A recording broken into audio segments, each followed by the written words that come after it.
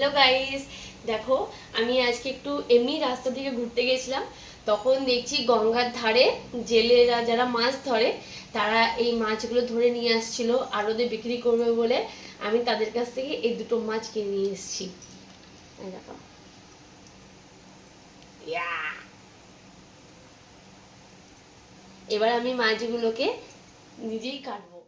আমি নিজে আজকে মাছগুলো কাটলাম, কেন এখন কেউ কাটার নেই বাড়িতে, তার জন্য নিজেই কেটে নিলাম। এই যে, জানি না কেমন কাটা হয়েছে, তোমরা দেখো। বেগুন দিয়ে ইলিশ মাছ করব, তার জন্য এখানে আমি ইলিশ মাছগুলো নিয়ে নিয়েছি, সব পিসগুলো, আর সব রিং রিং করে পিস করে কেটেছি। এখানে মশলা আমি রেডি করছি।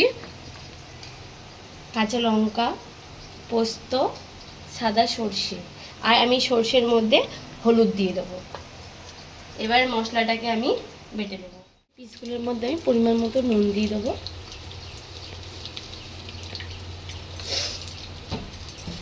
এখানে যে মশলাটা করেছি, মশলাটা এর মধ্যে দিয়ে দেবো।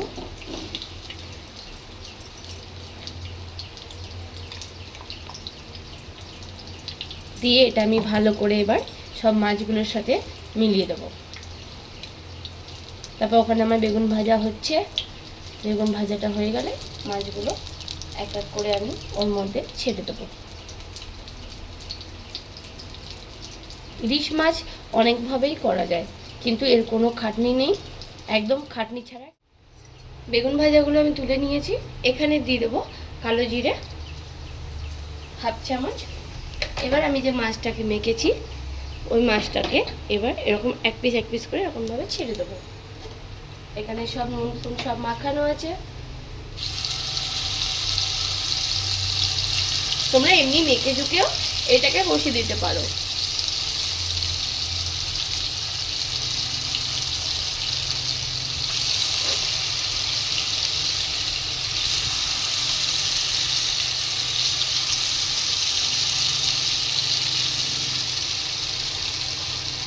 মশলাটা আছে, সব মশলাটা আমি এর মধ্যে ঢেলে দেবো। আমি এটাকে 2 মিনিট এরকমভাবে একটুখানি হালকাভাবে একটা সাইড করে নেবো। দেখো, এটা আমি 2 মিনিট এরকম করে নাড়াচাড়া দিয়ে নিলাম। এবার আমি এখানে যে বেগুনগুলো ভেজে রেখেছি, বেগুনগুলো একটা একটা করে এই পাশে দিয়ে দেবো।